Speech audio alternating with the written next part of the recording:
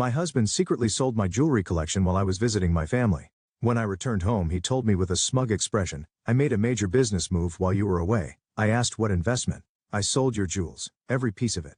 They funded my empire." I burst out laughing because the jewelry he sold. "Helen, you're back," Michael said with a grin as I walked into the living room. His overly casual tone immediately set off alarm bells. "I am," I replied cautiously, setting my suitcase down. Something about his smug expression didn't sit right with me. "What's with the smile?" "Oh, nothing," he said, waving his hand as if brushing off my question. Then with a flourish he added, "Well, I suppose you'll find out eventually. I made a major business move while you were away." I raised an eyebrow. "What kind of move?" He leaned back against the arm of the couch, his grin widening. "Your jewelry collection," he said, his voice dripping with satisfaction. "I sold it, every piece. And before you get upset, let me just say you'll thank me later. Your jewels funded my empire." I froze, my heart pounding as his words sank in. My jewelry collection, the pieces I'd spent years curating, some handed down from my mother and grandmother, others purchased with my own hard-earned money, gone. "What did you just say?" I asked, my voice low and trembling. Michael laughed, clearly misreading my tone. "I said I sold it, Helen. Do you know how much those diamonds were worth? Enough to jumpstart a venture that's going to put us on the map. It's brilliant, really. You should be proud." "Proud?" My hands clenched into fists as anger surged through me. "You had no right, Michael. That was my jewelry. Do you even realize what you've done?" He rolled his eyes. "Oh, come on. It's not like you wore half of it. It was just sitting there collecting dust. This way, it's actually doing something useful." My name is Helen, and if there's one thing I've learned in my marriage to Michael, it's that his ambition always comes first. When we met, I admired his drive. He had big dreams, and I believed in them. But over the years, I started to see the cracks, how his charm masked a tendency to bulldoze anyone who got in his way. Still, I never thought he'd stoop this low. The jewelry collection wasn't just valuable, it was deeply personal. Every piece had a story, a connection to the life I'd built for myself. And now it was gone just like that, because Michael had decided my possessions were his to use. But what Michael didn't know, what made his smug grin so infuriating, was that I wasn't as careless as he thought. A few months ago, after hearing about a string of local burglaries, I'd taken precautions. My most valuable pieces had discreet tracking devices embedded in their clasps. I forced myself to stay calm, hiding the storm of emotions brewing inside me. Michael thought he'd won, but the game had only just begun. That night, I sat in my bedroom staring at the open drawer where my jewelry box used to be. The empty space felt like a void, a physical reminder of what Michael had stolen from me. The anger bubbling inside me was almost too much to contain. He hadn't just sold jewelry. He'd taken pieces of my history, things I could never replace. The sapphire ring my grandmother had given me on her 80th birthday. The diamond bracelet my mom wore on her wedding day. Even the gold pendant I'd bought for myself after landing my first big job. Every piece meant something, and Michael had tossed them away like they were nothing more than a stepping stone for his empire. My fingers hovered over my phone. I wanted to call him out right then and there, scream at him, demand answers, but I knew better than to confront him when I was this angry. Instead, I opened the tracking app I'd installed months ago. The screen lit up with a map, little red dots scattered across the city. My breath caught as I realized they were still active. My necklace was at a jewelry consignment store downtown. The bracelet? It had already moved to a warehouse in the industrial district. The app even showed timestamps, tracking the journey of my belongings as they changed hands. A grim sense of satisfaction replaced my anger. Michael might think he'd pulled one over on me, but I had something he didn't: evidence. If the tracking data was accurate, I could not only find out where my pieces were, but also prove that Michael had stolen them. I picked up my phone and called Megan, my best friend and the one person I could always count on. "Megan," I said as soon as she answered, "you're not going to believe what Michael did." "What now?" she asked, already exasperated. I explained everything. The sale, his smug attitude, the tracking devices. By the time I finished, she was as furious as I was. "Helen, you have to go to the police," she said firmly. "I will," I said, feeling a flicker of determination. "First thing tomorrow." I ended the call and sat back, staring at the glowing dots on the screen. Michael had no idea what was coming, and for once, I felt like I had the upper hand. The next morning, I walked into the local police station, my phone in hand and my nerves wound tight. I'd never had to file a report like this before, but Megan's voice echoed in my head. "You have to go to the police." She was right. If I let Michael get away with this, he'd only push the boundaries further. At the front desk, a kind-looking officer greeted me. "How can we help you today?" "I need to report a theft," I said, trying to keep my voice steady. "Was it your property?" "Yes," I replied, taking a deep breath. "My jewelry collection. It was sold without my consent." The officer's eyebrows rose slightly, but he nodded. "Let's get some details." He motioned for me to follow him to a desk where I explained everything. Michael's actions, the value of the jewelry, and the tracking devices I'd installed. When I showed him the app, his expression turned serious. "This is excellent evidence," he said, jotting down notes. "If these tracking devices are active, we may be able to retrieve some of the items. Do you have a list of what was taken?" "I do," I said, pulling out a notebook I'd filled with every piece and its approximate value. It felt strange, almost surreal, as the officer read through the list.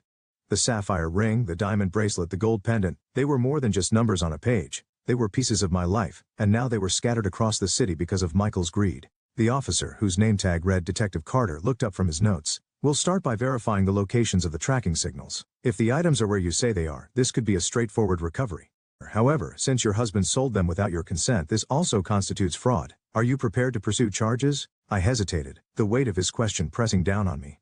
Yes, I said finally. I want him held accountable. Detective Carter nodded, his expression resolute. Good, let's get started. As I left the station, a mix of emotions churned inside me. Relief, knowing the police were taking this seriously. Anger, remembering Michael's smug grin when he told me what he'd done. And most of all, determination. For years I'd let Michael take and take, convincing myself it wasn't worth the fight. But this time was different. This time I was fighting back. By the time I got home, the adrenaline from filing the report had started to fade, leaving me with a mix of exhaustion and anxiety. I replayed the conversation with Detective Carter in my mind, wondering how Michael would react once he realized the police were involved. The thought didn't sit well.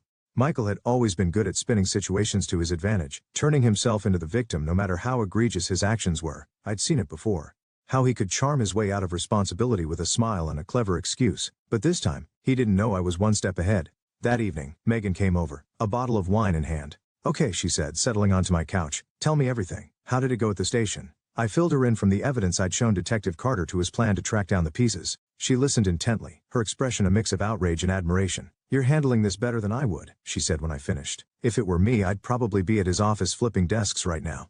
I laughed despite myself. Trust me, I've thought about it. But the police have the tracking data, and I think that's my best shot at getting everything back. Good, Megan said, raising her glass. To you for not letting that smug jerk get away with this. The next day I got a call from Detective Carter. We verified the locations of the items, he said.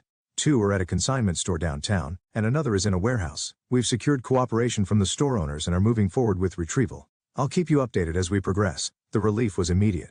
Thank you, I said, gripping the phone tightly. Does this mean I'll get them back? It's looking good, he replied.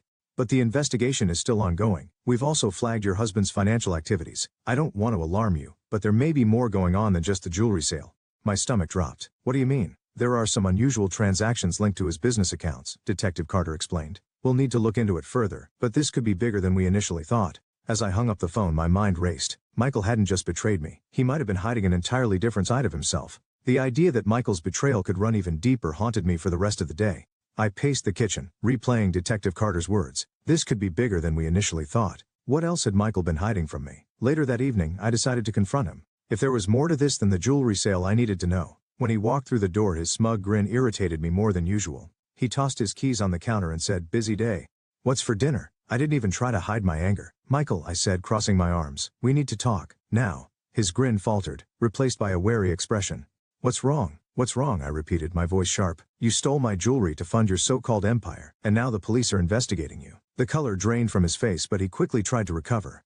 "Police? What are you talking about? I didn't steal anything, Helen. That jewelry was just sitting there, collecting dust. I thought you'd be happy it was being put to good use." I shook my head, disgusted by his audacity. "Put to good use? Michael, you had no right to touch my things. And now the police are looking into your finances and they think there's more to this than just the jewelry." His expression shifted, anger flashing in his eyes. "You went to the police?" he hissed. "You're turning this into a circus. Why couldn't you just talk to me like an adult?" "Because talking to you doesn't work," I shot back. "You always find a way to twist things or talk yourself out of trouble. This time there's evidence, and you can't charm your way out of it." Michael stared at me, his jaw tightening. "You've made a huge mistake, Helen. If you think you can tear me down like this, you've got another thing coming." I didn't flinch. "No, Michael. The only mistake I made was trusting you, but that ends now." The silence between us was heavy as he glared at me, his confidence cracking. For once he didn't have a snappy comeback or a smug excuse. He simply stormed out of the kitchen, slamming the door behind him. I stood there for a long time, my heart pounding. This wasn't just about reclaiming what was mine anymore. This was about standing up for myself, for everything I'd let Michael take from me over the years. And I wasn't backing down. The next day, I received another call from Detective Carter. His tone was steady, but there was a weight to his words. "Mrs. Parker, we've recovered 3 of the items so far, including the diamond bracelet and sapphire ring. The rest are being traced to other locations, but we've hit an unexpected development." "What kind of development?" I asked, gripping the phone tightly. "We've uncovered financial transactions linked to your husband's business that suggest fraudulent activity. Some of these funds appear to overlap with the sale of your jewelry, but others involve external accounts that raise red flags. We're expanding the investigation." I sat down, the weight of his words pressing on my chest. Michael wasn't just selfish, he was reckless. "What does this mean for me?" I asked cautiously. "For now you're not implicated," Detective Carter reassured me. "But it's important that you remain cooperative and provide any additional information we request. Your husband's actions could have serious legal consequences." I hung up and stared at the phone in disbelief. What had Michael gotten himself into? Selling my jewelry was bad enough, but fraud? I felt like I was living with a stranger, someone I no longer recognized. That evening, I called Megan. The police think Michael's involved in something bigger, I said, pacing the living room. They're looking into his business accounts. Megan didn't sound surprised. Honestly, Helen, I'm not shocked. The way he carries himself, like the rules don't apply to him, it was only a matter of time before it caught up with him. But how could I not have seen this? I asked, my voice breaking. I married him, trusted him, and now everything feels like a lie. Megan's tone softened. You couldn't have known, Helen. He's good at hiding things, at manipulating people, but this isn't your fault. You're doing the right thing by standing up for yourself. Her words gave me some comfort, but the anger and betrayal still churned inside me. Later that night, Michael came home. His usual confidence was gone, replaced by an air of frustration and barely contained rage. I know what you've been doing, he said, his voice low and venomous. The police, the bank, do you have any idea what kind of damage you've caused? I didn't cause this, Michael, I said, meeting his glare. You did, and now you're finally facing the consequences. He laughed bitterly. You think you've won? This isn't over, Helen. You're right, I said calmly. It's not over, but it's out of your hands now. For the first time, I saw fear flicker in his eyes. The following morning, I received another call from Detective Carter. Mrs. Parker, he began, his tone steady but serious. We've recovered several more items from your jewelry collection. They were traced to a private auction house downtown. Relief washed over me. Does that mean I'll get them back soon? I asked, my voice trembling with a mix of hope and exhaustion. Yes, Detective Carter confirmed. We're working through the legal process to return the recovered items to you. But there's another development. The financial records tied to your husband's business show evidence of tax evasion and embezzlement. It's a growing case. Hearing those words didn't surprise me anymore. By this point, I'd come to accept that Michael wasn't just careless. He was deeply unethical. I thanked Detective Carter and hung up, my resolve hardening. I couldn't let Michael's actions drag me down any further. That afternoon, I took the first tangible step toward reclaiming my independence. I contacted a lawyer Megan had recommended, someone who specialized in both family law and financial recovery. Sitting in her office, I explained everything from the theft of my jewelry to the unfolding police investigation. This is a mess, she said, flipping through her notes. But the good news is you've already done a lot to protect yourself by going to the authorities. We can file for a formal separation and begin securing your personal assets. Hearing those words was both terrifying and empowering. I'd never imagined I'd be sitting in a lawyer's office planning to disentangle my life from my husband's. But after everything Michael had done, I knew it was the only way forward. What about his business? I asked. Could this affect me financially? Potentially, she replied. That's why it's important to establish clear boundaries now. If his business is under investigation, we need to ensure your finances are protected. Later that evening, as I reviewed the paperwork the lawyer had given me, Megan called to check in. How are you holding up? She asked. I'm okay, I said, surprising even myself with the honesty of the statement. For the first time in weeks, I feel like I'm in control. It's not easy, but I know I'm doing the right thing. You are, Megan said firmly. And you're stronger than you realize, Helen. Don't forget that. As I hung up, I glanced at the stack of documents on the table. The road ahead wasn't going to be easy, but for the first time I felt ready to face it. 2 days later, I met Detective Carter at the station to review the progress of the investigation. Mrs. Parker, he said, gesturing for me to sit across from him, we've traced almost all of your jewelry and confirmed it was sold through high-value channels. The auction house and consignment stores involved have provided full cooperation. That's a relief, I said, feeling a small weight lift off my shoulders. And Michael? What's happening with him? No. Detective Carter leaned forward, folding his hands on the desk. The evidence against him is significant. Between the unauthorized sale of your jewelry and the fraud tied to his business accounts, the DA is preparing charges. He's not going to walk away from this. Hearing those words filled me with a mix of satisfaction and sadness. Michael's actions had hurt me deeply, but knowing he would face consequences was a step toward justice. That evening, Michael came home late. I was sitting in the living room surrounded by legal documents and paperwork from the bank. He stopped in the doorway, his face hard and defensive. What is all this? He asked, nodding toward the papers. Divorce filings, I said evenly, not looking up from the page I was reviewing. His eyes widened, and for a moment, I saw genuine shock on his face. You're divorcing me? He asked, his voice tinged with disbelief. Yes, Michael, I said, meeting his gaze. This is the end. I won't let you drag me down with you any further. He scoffed, running a hand through his hair. You think you're going to come out of this unscathed? I built everything for us, Helen. Everything I've done was for this family. I laughed bitterly. You didn't do it for us. You did it for yourself. You stole from me, lied to me, and left me to clean up your messes. This family, it was always just about you. He stared at me, his confidence slipping away with each word. You don't mean this? He said finally. You can't mean this. I do, I said firmly. And you'll see just how serious I am when you're served. For the first time since this ordeal began, Michael was speechless. He turned and stormed out of the room, slamming the door behind him. I exhaled deeply, the sound of the door echoing in my ears. This wasn't just the end of my marriage, it was the beginning of reclaiming my life. The next morning, I got a call from my lawyer. Helen, the papers have been filed. Michael will be served later today, she said, her tone professional but empathetic. I let out a breath I didn't realize I was holding. Thank you, I said softly. Helen, I know this is a tough process, she added, but you've handled this with strength and clarity. Keep focusing on your next steps. We're in your corner. After the call, I sat at the kitchen table with my coffee, staring out the window. For weeks my life had felt like a whirlwind of betrayal, anger and frustration. But now for the first time there was a sense of clarity. The pieces of my jewelry were being recovered, the police investigation was progressing, and the divorce filings marked a definitive break from the chaos Michael had brought into my life. That afternoon Detective Carter called with more updates. "Mrs. Parker, I wanted to let you know that charges are being formally filed against your husband.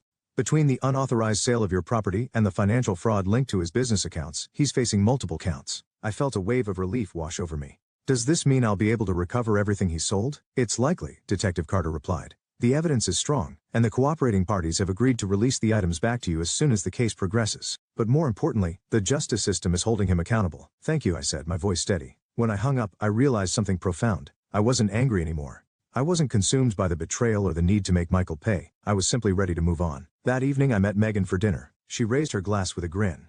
"To Helen," she said, "the woman who didn't just survive, she thrived." I laughed, clinking my glass against hers. "I don't know if I'd call it thriving just yet, but I'll take it." Megan leaned in, her expression serious. "You're stronger than you think, Helen. You took control when it mattered most. Don't forget that." Her words stayed with me as I drove home that night. For years, I'd let Michael's ambition overshadow my own sense of self-worth. But now as I looked ahead, I saw nothing but possibilities. A week later, I received a call from Detective Carter. "Mrs. Parker," he said, his tone lighter than before, "I wanted to let you know we've recovered all but one piece of your jewelry. The remaining item is still being traced, but the majority of your collection is ready for you to reclaim." Hearing those words felt like the final piece of a heavy burden being lifted off my shoulders. "Thank you, Detective," I said, relief evident in my voice. "I can't tell you how much this means to me." "We're just doing our job," he replied. "But if I may say, you've handled the situation with remarkable strength. Not everyone takes the steps you did." After the call, I made my way to the precinct to collect the recovered items. As I held the sapphire ring my grandmother had given me and the diamond bracelet from my mother, I felt a deep sense of closure. These weren't just pieces of jewelry. They were symbols of the life I'd worked so hard to preserve, now returned to me. The day Michael was formally charged, I received a curt message from him. "You really had to drag this out, didn't you? I hope you're happy now." I didn't respond. There was no point. Michael had made his choices, and now he was facing the consequences. My energy was better spent on myself, on rebuilding, on moving forward. That evening, I went through the remaining paperwork with my lawyer. "Once the divorce is finalized, your financial separation from him will be complete," she said. "His debts won't touch you." "Thank you," I said, feeling a weight lift. "That's exactly what I need." It wasn't until later that night, sitting in my quiet, newly peaceful home, that I realized how much had changed. The betrayal, the anger, the hurt, it was all still there, but it no longer consumed me. I'd learned how to set boundaries, how to fight for myself, and how to let go of what I couldn't control. Megan called to check in, her usual upbeat tone lifting my spirits. "So what's next for Helen Parker?" she asked. "Honestly," I said, smiling for the first time in what felt like forever. "Anything I want." As I hung up, I looked around my home, not just a house but my space reclaimed and safe. For the first time in years, I felt like I could truly breathe. Michael's actions had tested me in ways I never expected, but I'd come out stronger, and now, my future was finally mine to define.